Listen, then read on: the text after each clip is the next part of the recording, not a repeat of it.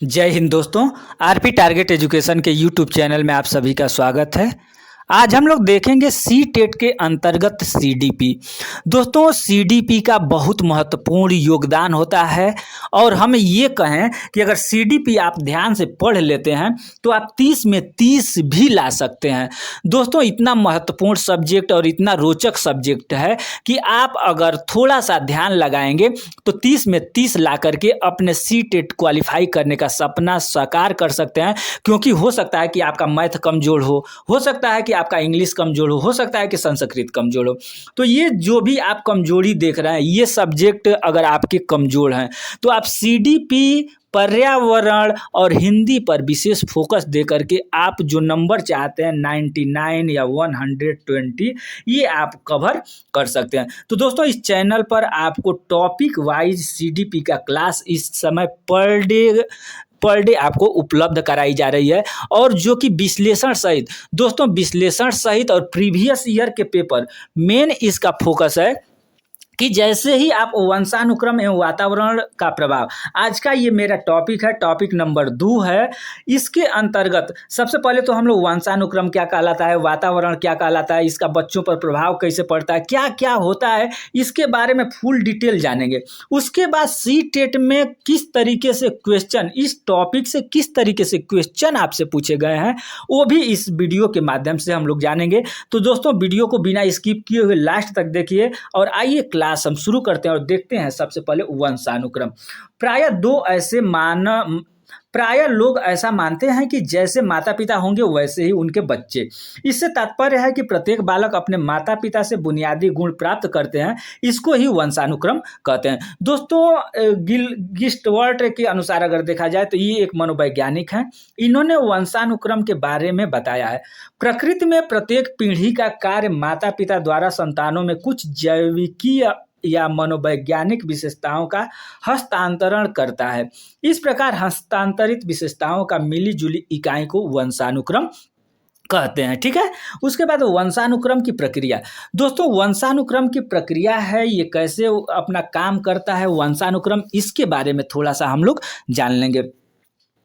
मानव शरीर कोशिकाओं से मिलकर बना है। ठीक है। मानव शरीर कोशिकाओं से मिलकर बना है। मानव शरीर का निर्माण 2 उत्पादक कोशिकाओं की परस्पर संयोग से बनता है। ठीक है।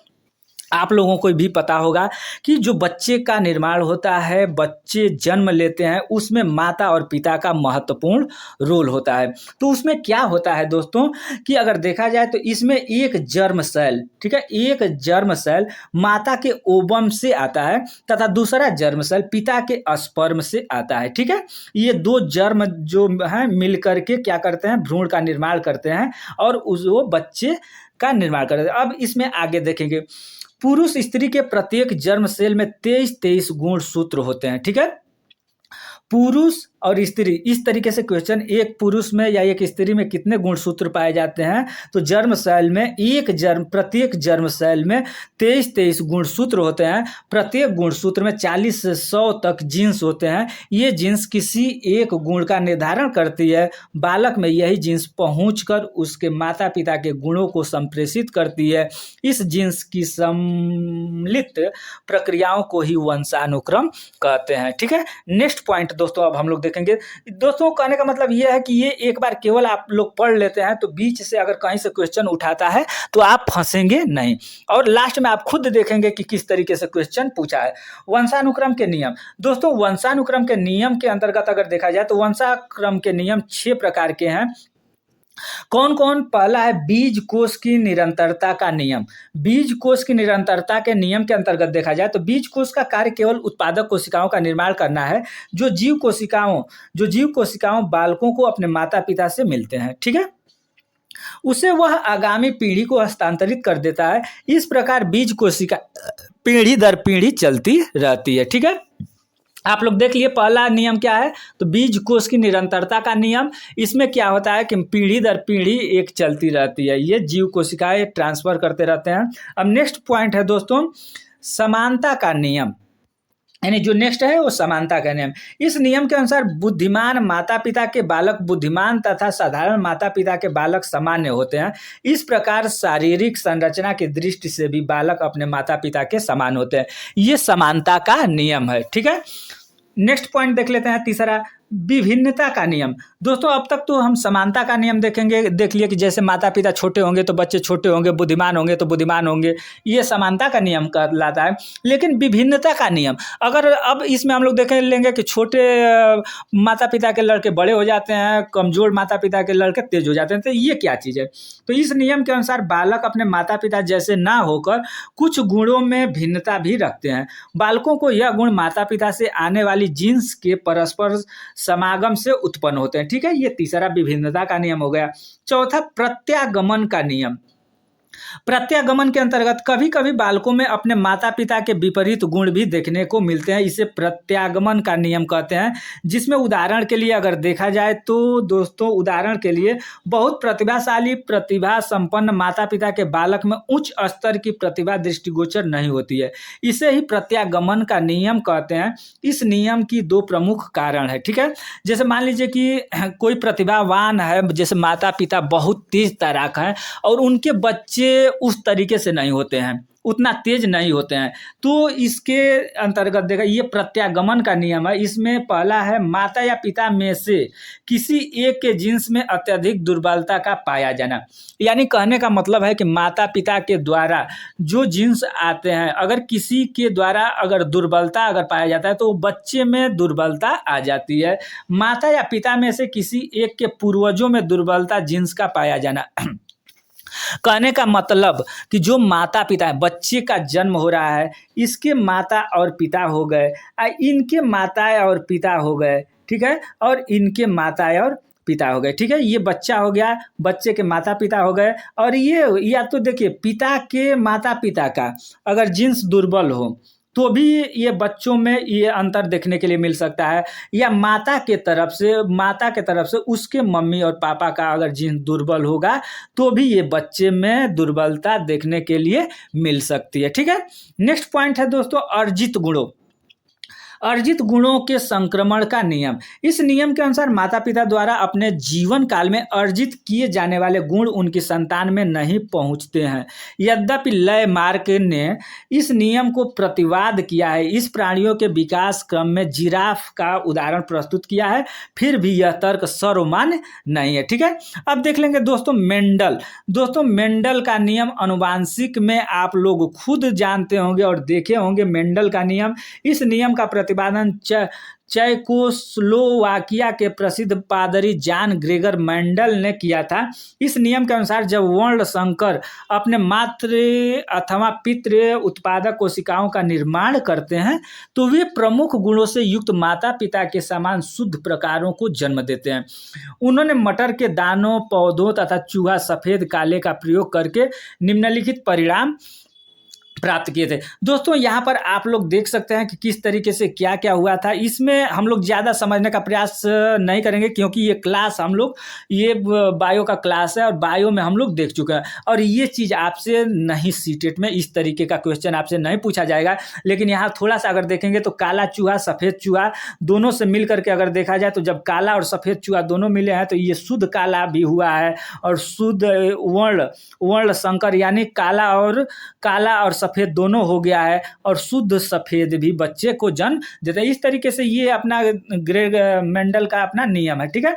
अब देख लेते हैं दोस्तों अधिगमकर्ता पर, ये महत्वपूर्ण टॉपिक हो जाता है। अधिगमकर्ता यानी बालक पर वंशानुक्रम का प्रभाव। जो बालक होते हैं उस पर वंशानुक्रम का क्या प्रभाव पड़ता है, तो दोस्तों यहाँ पर आप लोगों के सामने है, ये आप देख सकते हैं। पहला है वंशानुक्रम का बालकों पर प्रभाव, ठीक है। मूल प्रवृत्तियों का प्रभाव, शारीरिक लक्षणों पर प्रभाव, प्रजाति की गुणवत्ता पर प्रभाव, व्यवसायिक योग्यता पर प्रभाव, सामाजिक स्थिति पर प्रभाव, चरित्र पर प्रभाव, महानता पर प्रभाव, बुद्धि पर प्रभाव, शारीरिक विकास पर प्रभाव और बौद्धिक योग्यताओं पर प्रभाव। वंशानुक्रम का आप यहाँ देख सकते हैं, इन सारे तत्वों पर प्रभाव वंशानुक्रम का पड़ता है। बच्चों के चरित्र पर भी वंशानुक्रम का प्रभाव पड़ता है। ये आप लोग बल्कि स्क्रीनशॉट ले लीजिएगा और बच्चों के किस किस पर प्रभाव पड़ता है वंशानुक्रम का, आप लोग देख सकते हैं। हो सकता है कि वे पूछ दे कि प्रजाति की गुणवत्ता पर बच्चों के वंशानुक्रम का प्रभाव पड़ता है, तो हो सकता है प्रजाति आप सोचने लगेंगे, लेकिन स्क्रीनशॉट लेकर के एक बार आप जरूर पढ़ लीजिएगा। दोस्तों नेक्स्ट पॉइंट है वातावरण का अर्थ एवं परिभाषा। दोस्तों अब तक तो वंशानुक्रम हम पढ़ रहे थे, अब दोस्तों वातावरण को देखेंगे, इन्वायरमेंटल को देखेंगे।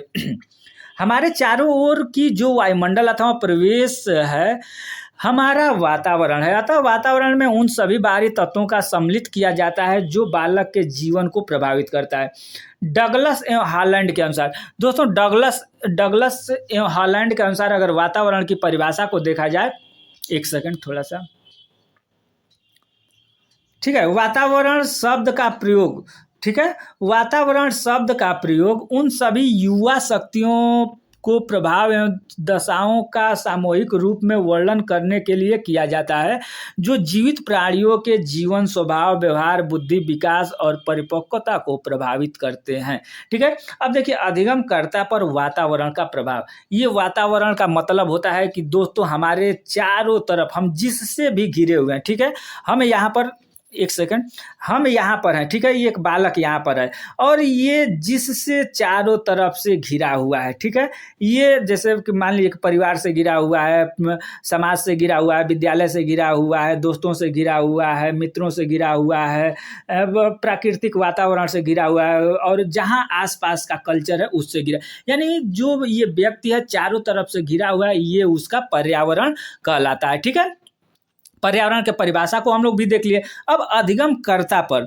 दोस्तों अधिगमकर्ता पर वातावरण का प्रभाव क्या पड़ता है, यानी बच्चों पर वातावरण का प्रभाव क्या पड़ता है, ये आपके सामने है स्क्रीन पर, इसको देख सकते हैं। वातावरण का प्रभाव, पहला वातावरण का प्रभाव उनके शारीरिक वृद्धि एवं विकास पर पड़ता है। ठीक है, आप लोग भी ये जानते होंगे कि बच्चों के विकास पर, शारीरिक विकास पर वातावरण का प्रभाव पड़ता है। मस्तिष्क पर भी विकास वातावरण का प्रभाव पड़ता है। प्रजाति की गुणवत्ता पर भी प्रभाव पड़ता है। बौद्धिक योग्यताओं पर प्रभाव पड़ता है। उनके व्यक्तित्व पर भी वातावरण का प्रभाव पड़ता है। अनाथ बालकों पर प्रभाव पड़ता है। जुड़वा बालकों पर प्रभाव पड़ता है और बालक पर बहिर्मुखी प्रभाव पड़ता है। दोस्तों यहाँ पर वातावरण का प्रभाव, ये देखिए, हम जैसे जुड़वा बालक पर बोलते हैं, जैसे मान लीजिए कि जुड़वा बालक है, ठीक है, अगर कोई जुड़वा बालक है उसमें भी आप लोग देखेंगे कि कोई हो सकता है कि कोई तेज दिमाग का हो जाता है, कोई कम दिमाग का हो जाता है, तो ये तो अनुवांशिक भी हो गया। ठीक है, अनुवांशिक हो गया। और पर्यावरण भी अगर देखा जाए तो जो कमजोर बालक है उसको अच्छे पर्यावरण में अगर रख दिया जाए, दोस्तों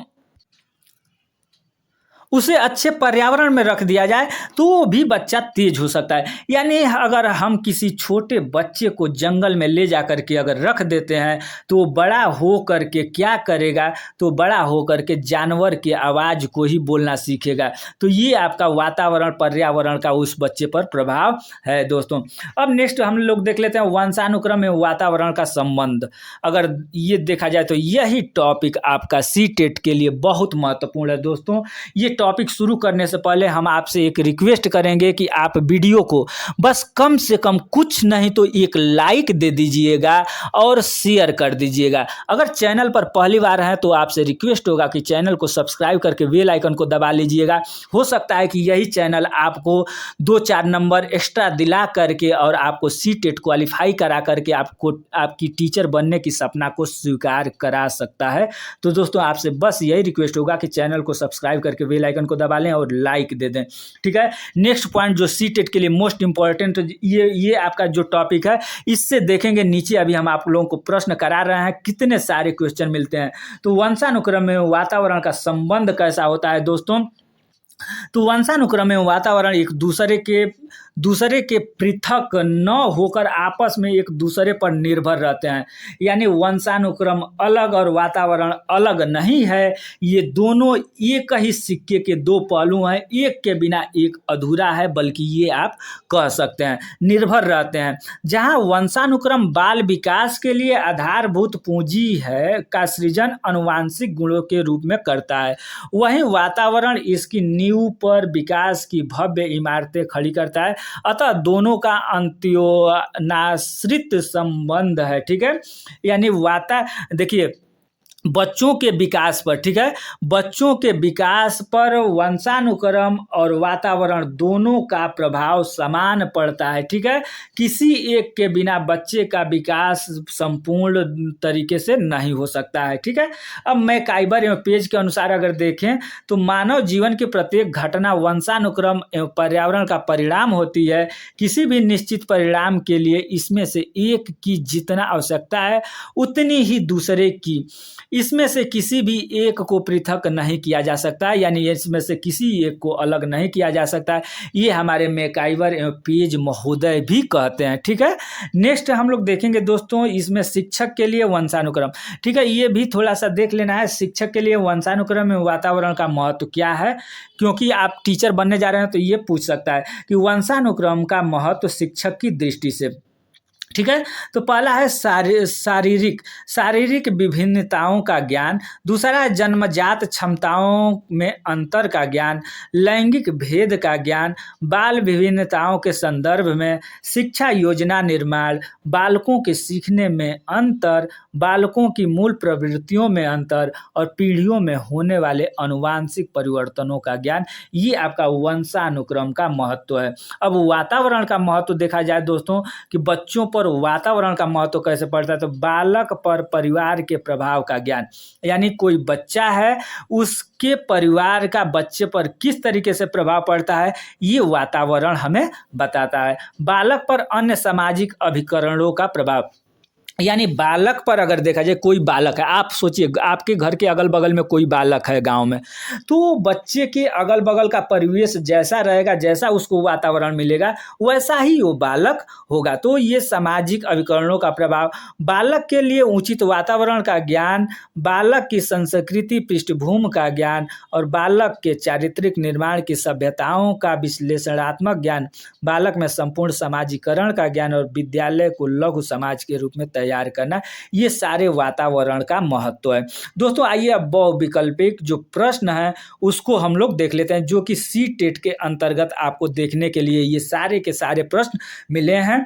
तो आपका पहला प्रश्न है, सामान्य पुरुष में एक्स वाई गुणसूत्र होते हैं जबकि सामान्य महिला में ...